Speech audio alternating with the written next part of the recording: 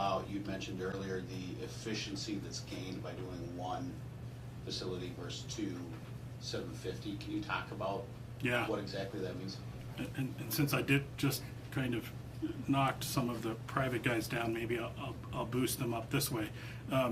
So they won't even touch small facilities because operationally they can't get their cost per inmate per day in the right place. So what happens when you build smaller facilities is one, you end up losing flexibility on your postings.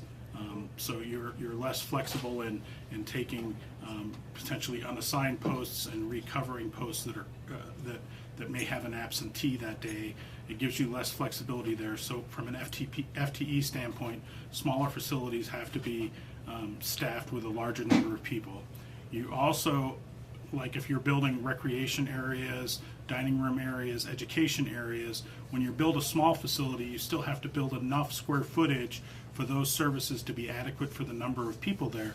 But when you build a larger facility with scheduling and timing, it may be the same number of square feet for the 800-bed facility as it is for the 1,700-bed facility for the number of classrooms, chapels, baseball fields, those kind of things. And then it's managed by time by the officers. They'll say, okay, you get an hour and a half on the baseball field, and then the next unit gets an hour and a half on the baseball field. But it's the same baseball field. So you built one for 1,700, you built two for two 1,800-bed facilities, right? So you start seeing redundancy in the square footage you have to build when you build smaller facilities.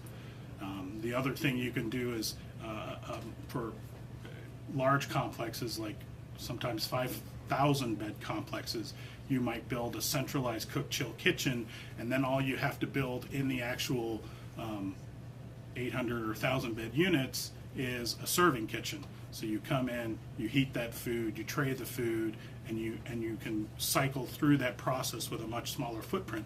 Now you're saving a lot smaller square footage overall. So the strategy on how you build a larger unit allows you to be more efficient with staff, more efficient with support staff, more efficient with education staff.